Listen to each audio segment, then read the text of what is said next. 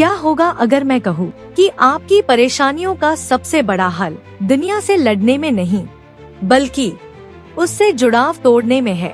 आज हम खोल रहे हैं द आर्ट ऑफ डिटैचमेंट, एक ऐसी किताब जो सिखाती है कैसे बिना भागे आप आजाद हो सकते हैं। चैप्टर 1, शांति पाने के लिए आपको दुनिया छोड़नी नहीं है, बल्कि दुनिया में रहते हुए अपने भीतर एक ऐसी जगह बनानी है जहाँ कोई हलचल न पहुँचे। कभी आपने सोचा है क्यों छोटी सी बात भी दिल को हिला देती है? क्यों किसी का एक शब्द हमें रात भर सोने नहीं देता? क्यों किसी का बदल जाना हमें भीतर से तोड़ देता है? कारण है लगाव। हम इतने गहरे जुड़ जाते हैं कि अपनी खुशी, अपना सुकून सब किसी और के हाथ में सौंप देते हैं। लगाव में एक मीठा जहर छुपा है जो धीरे धीरे हमें अपनी ही कैद में डाल देता है। हम मुस्कुराते हैं पर डरते हैं कि कहीं ये पल छिन न जाए। हम प्यार करते हैं पर डरते हैं कि कहीं वो बदल न जाए। यही डर, यही पकड़ हमें थका देता है। डिटैचमेंट की सच्चाई। डिटैचमेंट का मतलब लोगों को छोड़ना नहीं, बल्कि इस डर को छोड़ना है कि बिना उनके हम अधूरे हैं। यह ठंडा और भावहीन होना नहीं है, बल्कि ऐसा होना है कि प्यार करें पर उस पर अपनी शांति गिरवी न रखें। जब आप यह कला सीख लेते हैं तो लोग आपके जीवन में रहेंगे, लेकिन आपके मन पर राज नहीं करेंगे। एक छोटी कहानी। एक साधु नदी किनारे बैठे थे। उन्होंने एक पत्थर उठाया और पानी में फेंक दिया। फिर मुस्कुराकर बोले, अगर दिल पत्थर से बंधा हो तो वह डूब जाएगा, लेकिन अगर वही पत्थर छोड़ दिया जाए तो दिल हमेशा ऊपर रहेगा। पहला कदम। आज इस पल अपने मन में सोचिए, आप किस चीज को इतनी कसकर पकड़े हुए हैं कि वह आपको आजाद नहीं होने दे रही? उस पकड़ को ढीला कर दीजिए और देखिए भीतर कैसी हल्की हवा बहने लगती है। चैप्टर 2, अतीत की यादें और भविष्य की चिंता दोनों ही हमें उस जगह से दूर ले जाती हैं जहां असली जीवन है। अभी इस पल में हमारा मन एक यात्री है। कभी वह अतीत की गलियों में भटकता है जहां अफसोस और दर्द की धूल जमी है, तो कभी वह भविष्य की अनजानी सड़कों पर दौड़ता है जहां डर और शक की धुंध फैली है। लेकिन एक सच है, जीवन सिर्फ इस क्षण में है। यही पल हमारी सबसे बड़ी ताकत है और यही पल हमें आजाद कर सकता है। वर्तमान में जीना क्यों मुश्किल है? क्योंकि हमारा मन हमेशा कहानी बनाता रहता है। वो कहता है अगर ऐसा हो जाता तो, या फिर अगर कल ऐसा हो गया तो, और हम इन कहानियों में उलझकर असली पल खो देते हैं। वर्तमान की शक्ति। जब आप पूरी तरह इस पल में होते हैं तो आपको महसूस होता है कि हवा कैसी है, आसमान में बादल कैसे तैर रहे हैं और आपका दिल किस लय में धड़क रहा है। यह महसूस करना आपको चिंता और डर से बाहर लाता है, क्योंकि चिंता और डर हमेशा कहीं और रहते हैं, या तो अतीत में या भविष्य में। एक बार एक व्यक्ति ने बुद्ध से पूछा, आप हमेशा इतने शांत कैसे रहते हैं? बुद्ध ने मुस्कुराकर कहा, क्योंकि मैं सिर्फ वहीं होता हूँ जहाँ मेरे पैर होते हैं। इसका मतलब यह था, जब वो चलते हैं तो सिर्फ चलते हैं, जब वो खाते हैं तो सिर्फ खाते हैं, ना अतीत में जाते हैं ना भविष्य में, बस वर्तमान में रहते हैं। आज जब आप यह पढ़ या सुन रहे हैं तो सिर्फ अपने सांस पर ध्यान दें। गहरी सांस लें और छोड़ दें। महसूस करें कि हवा कैसे आपके भीतर आती और बाहर जाती है। यही है वर्तमान में जीने की शुरुआत। चैप्टर 3, तूफान हमेशा बाहर होते हैं, लेकिन असली ताकत तब आती है जब आप अपने भीतर का मौसम शांत रखना सीख जाते हैं। हम सभी ने जिंदगी में ऐसे पल देखे हैं जब हालात अचानक बदल गए। कभी यह बदलाव अच्छा लगा तो कभी इसने हमें हिला कर रख दिया। दुनिया का यही नियम है, यह हमेशा बदलती रहेगी। कभी लोग आपके पक्ष में होंगे, कभी वे आपका विरोध करेंगे, कभी हालात आपको मुस्कुराएंगे, कभी आंसू देंगे। लेकिन असली सवाल यह है, क्या आपका मन इन सब के बीच स्थिर रह सकता है? शांति क्यों इतनी जरूरी है? जब आपका मन शांत होता है तो आप सही और गलत के बीच का फर्क साफ देख पाते हैं। आप भावनाओं में बहकर फैसला नहीं लेते, बल्कि सोच समझकर सही कदम उठाते हैं। गुस्से में लिया गया एक फैसला सालों की मेहनत बर्बाद कर सकता है। डर में किया गया एक समझौता आपके सपनों को खत्म कर सकता है।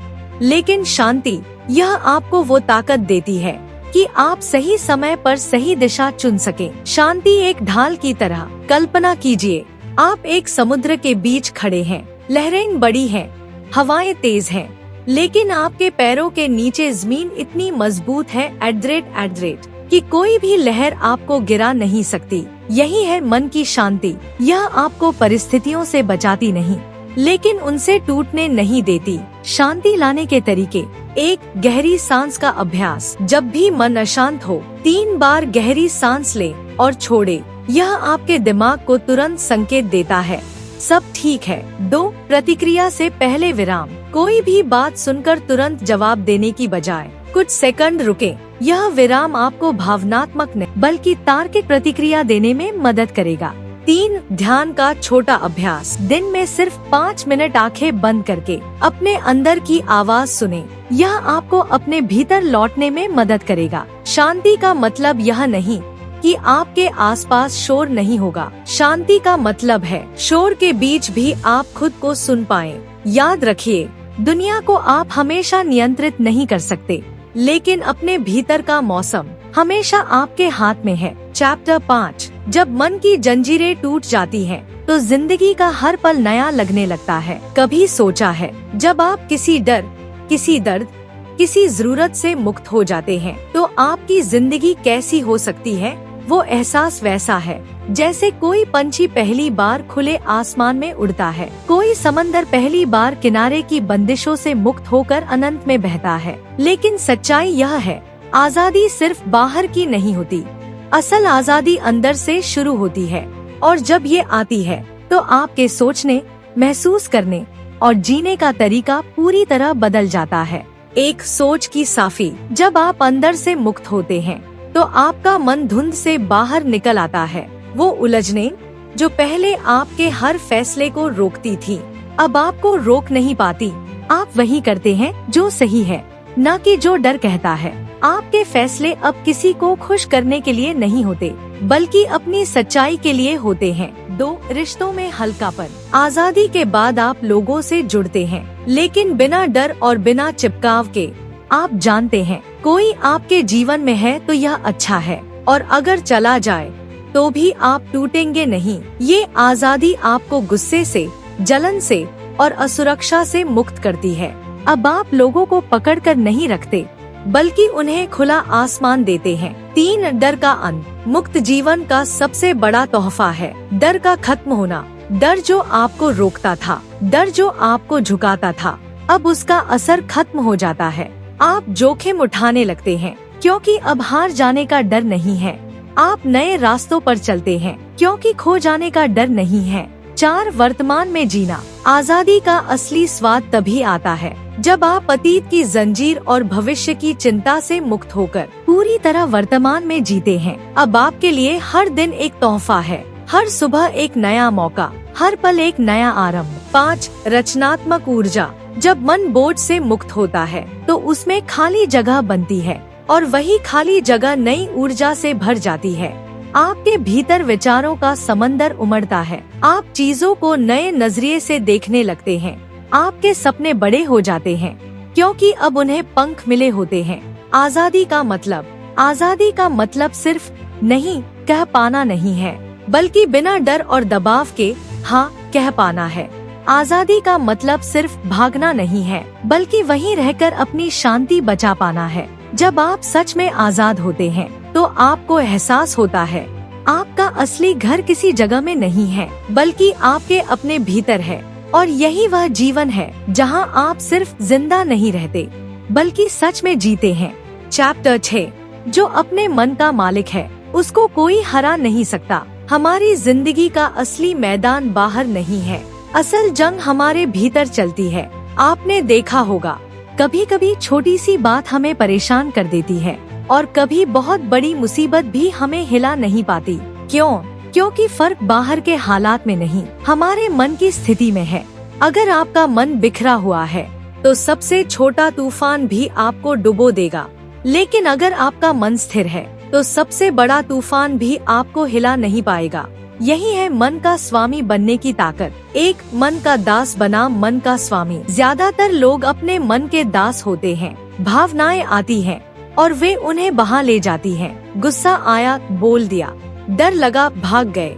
लोभ आया, फंस गए। लेकिन जो मन का स्वामी होता है वो भावनाओं को महसूस तो करता है पर उनके गुलाम नहीं बनता। वो गुस्से को देख सकता है, डर को पहचान सकता है, लोभ को समझ सकता है और फिर तय कर सकता है मुझे इनसे कैसे निपटना है। 2, मन को साधने का पहला कदम। जागरूकता मन को जीतने का पहला कदम है। अपने विचारों को देखना। दिन में कई बार रुककर खुद से पूछें, अभी मेरे मन में क्या चल रहा है। शुरुआत में यह अजीब लगेगा, लेकिन धीरे धीरे आप देखेंगे कि आपके मन में कितने अनावश्यक विचार दौड़ते रहते हैं। जब आप इन्हें देखना सीखते हैं तो इन्हें रोकना भी आसान हो जाता है। 3, दूसरा कदम, विराम की कला। जब भी कोई भावना तेजी से उठे, जैसे गुस्सा, जलन, डर, तो तुरंत प्रतिक्रिया न दे। 3-5 सेकंड का विराम ले। यह छोटा सा विराम आपको भावनात्मक दास से तार्किक स्वामी बना देता है। 4, तीसरा कदम, मानसिक व्यायाम। जैसे शरीर को मजबूत करने के लिए कसरत करते हैं, वैसे ही मन को मजबूत करने के लिए भी अभ्यास चाहिए। ध्यान, मेडिटेशन। रोज 10 मिनट मन को शांत बैठाकर सांस पर ध्यान देना। विचार डायरी। दिन के अंत में 5 मिनट लिखना कि दिन में आपके मन पर किस चीज का सबसे ज्यादा असर पड़ा। धैर्य का अभ्यास। रोजाना किसी एक स्थिति में जानबूझकर प्रतिक्रिया देने में देर करना। 5, मन के स्वामी के लक्षण। जब आप मन के स्वामी बनते हैं, कोई भी बात आपको तुरंत गुस्सा नहीं दिलाती, डर आपको फैसले लेने से नहीं रोकता। बाहरी माहौल बदलने पर भी आपका अंदरूनी माहौल स्थिर रहता है। आप खुद तय करते हैं कि किस विचार को जगह देनी है और किसे बाहर कर देना है। 6, सबसे बड़ा इनाम। मन का स्वामी बनने का सबसे बड़ा इनाम है आजादी। अब आपको खुश रहने के लिए बाहरी परिस्थितियों के बदलने का इंतजार नहीं करना पड़ता। आपका सुख, आपकी शांति आपके अपने हाथ में होती है। याद रखिए, अगर आप अपने मन को नहीं संभालते तो कोई और उसे संभाल लेगा। समाज, डर, लालच या गुस्सा। इसलिए मन को अपना मालिक नहीं, अपना नौकर बनाइए, क्योंकि जिसने अपने मन को जीत लिया उसने पूरी दुनिया जीत ली। चैप्टर 7, भीड़ आपको दुनिया दिखाती है लेकिन एकांत आपको खुद से मिलाता है। जिंदगी में हम लगातार लोगों, कामों और शोर शराबे से घिरे रहते हैं। सुबह उठते ही मोबाइल, नोटिफिकेशन, मैसेज, दिन भर मीटिंग्स, बातचीत, जिम्मेदारियां और रात को भी टीवी या सोशल मीडिया का शोर। हम भूल गए हैं चुप्पी का स्वाद, अपने ही साथ समय बिताने की ताकत। लेकिन जो लोग एकांत की कला सीख लेते हैं, उनके भीतर एक ऐसा खजाना खुलता है जो किसी भी किताब, किसी भी क्लास या किसी भी रिश्ते से नहीं मिलता। एक एकांत डरावना क्यों लगता है? हमारे भीतर इतना शोर है कि जब बाहर सब शांत हो जाता है तो अंदर के सवाल सुनाई देने लगते हैं। मैं कौन हूँ?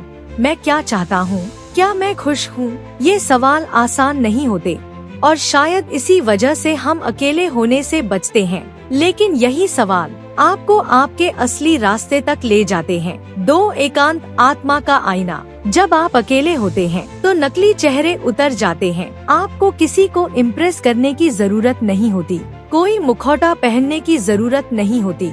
आप वैसे ही होते हैं जैसे आप हैं, कमजोरियों के साथ, ताकत के साथ, सपनों और डर के साथ। यही वह पल होता है जब आप खुद को असल में देख पाते हैं। 3, एकांत में रचनात्मकता का जन्म। इतिहास गवाह है, सबसे बड़े विचार, सबसे गहरे संगीत, सबसे अद्भुत खोजें अक्सर एकांत में जन्म लेती हैं। जब बाहरी शोर खत्म होता है तो अंदर के विचार साफ सुनाई देने लगते हैं। आपकी कल्पना के पंख खुल जाते हैं। आप समस्याओं को नए नजरिए से देखने लगते हैं। 4, एकांत का अभ्यास कैसे करें? छोटे कदम से शुरू करें। दिन में 10 मिनट बिना फोन, बिना किताब, बस चुपचाप बैठें। प्रकृति में जाएं, पार्क, नदी किनारा या छत पर आसमान देखें। जर्नल लिखें, जो भी विचार आए बिना जजमेंट के कागज पर उतारें। मौन व्रत हफ्ते में एक दिन या कुछ घंटे बिना बोले रहें, ताकि शब्दों से परे खुद को सुन सकें। 5. एकांत और अकेलापन फर्क समझें। अकेलापन एक कमी है, एकांत एक चुनाव है। अकेलापन आपको खाली करता है, एकांत आपको भर देता है। जब आप एकांत चुनते हैं तो आप अपने भीतर की ऊर्जा से भरते हैं। आप अपने ही साथ दोस्ती करना सीखते हैं। 6. एकांत का इनाम। एकांत में आप खुद से जुड़ते हैं, और जब आप खुद से जुड़ जाते हैं तो दुनिया के साथ भी और गहरे स्तर पर जुड़ पाते हैं। आप दूसरों से कम उम्मीद रखते हैं, क्योंकि आपने खुद में सब कुछ पाना सीख लिया है।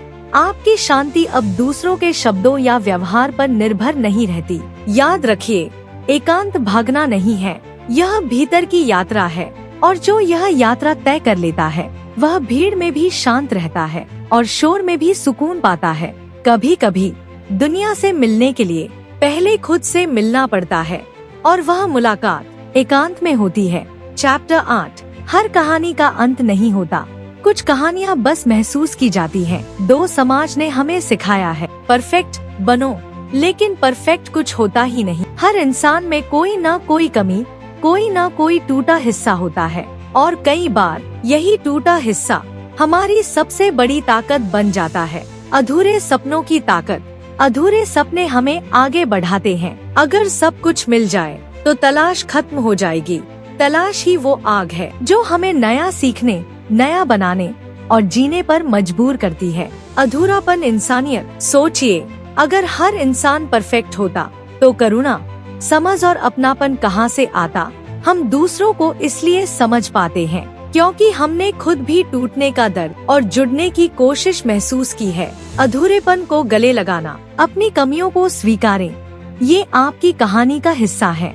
तुलना छोड़े, किसी का भी जीवन पूरा नहीं होता, चाहे वह कितना भी चमकदार दिखे। अपने अधूरे हिस्से को कला, रिश्तों या काम में उतारें। अधूरेपन में खूबसूरती क्यों है? जैसे एक गीत में रुकावटें ही उसकी लय बनाती हैं, वैसे ही जीवन में अधूरे हिस्से ही उसे खूबसूरत बनाते हैं। हर अधूरा सपना, हर अधूरा रिश्ता आपको नया बनने का मौका देता है। अधूरा होना कमजोर होना नहीं है, यह तो जीते जागते बढ़ते रहने का सबूत है। अगली बार जब आपको लगे कि आप या आपकी जिंदगी अधूरी है तो मुस्कुराइए। चैप्टर 9।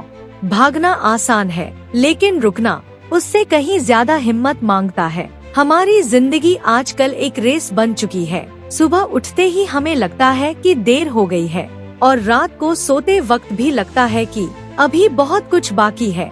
लेकिन सच ये है, हर दौड़ में जीतना जरूरी नहीं, कभी कभी रुकना ही असली जीत होती है। एक रुकना क्यों मुश्किल है? हम डरते हैं कि अगर हम रुके तो कोई और हमसे आगे निकल जाएगा। हम यह भी सोचते हैं कि रुकना आलसी होना, लेकिन असल में रुकना मतलब है खुद को दोबारा पाना। रुकने का मतलब हारना नहीं है। रुकना उस किसान जैसा है जो बीज बोकर इंतजार करता है।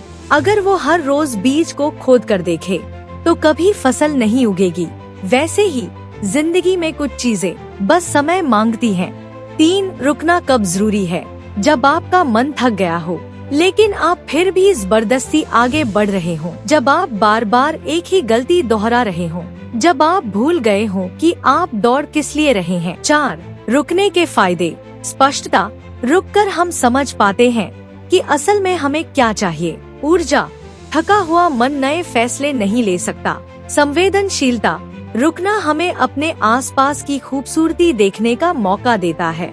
अपने दिन में 10 मिनट बिना मोबाइल, बिना शोर बिताएं। वीकेंड पर खुद को कुछ न करने की इजाजत दें। अपने लक्ष्यों की लिस्ट को दोबारा देखें, क्या इनमें सब जरूरी है? रुकना समय बर्बाद करना नहीं है, यह तो समय को नया अर्थ देना है। अगली बार जब आपको लगे कि आप पीछे छूट रहे हैं तो याद रखिए, कभी कभी रुककर ही हम सबसे लंबी छलांग लगा पाते हैं। चैप्टर 10। जिसे आप पाने के लिए बेताब हैं। हो सकता है वो आपको तभी मिले जब आप बेताबी छोड़ देंगे। हम सबको जल्दी है, जल्दी सफल होने की, जल्दी जवाब मिलने की, जल्दी मंजिल तक पहुंचने की। लेकिन जीवन की कुछ सबसे खूबसूरत चीजें सिर्फ उनका इंतजार करने वालों को मिलती हैं। एक इंतजार एक भूली हुई कला। आज के समय में इंतजार करना किसी सजा जैसा लगता है, लेकिन पहले लोग इंतजार को जिंदगी का हिस्सा मानते थे। बरसात का इंतजार, खेत में फसल के पकने का इंतजार और चिट्ठी के आने का इंतजार, ये इंतजार ही उन पलों को कीमती बनाता था। क्यों जरूरी है इंतजार? गहराई देता है। जब हम किसी चीज का इंतजार करते हैं तो उसका महत्व बढ़ जाता है। धैर्य सिखाता है। यह हमें दिखाता है कि सब कुछ हमारे समय पर नहीं होता। तैयार करता है।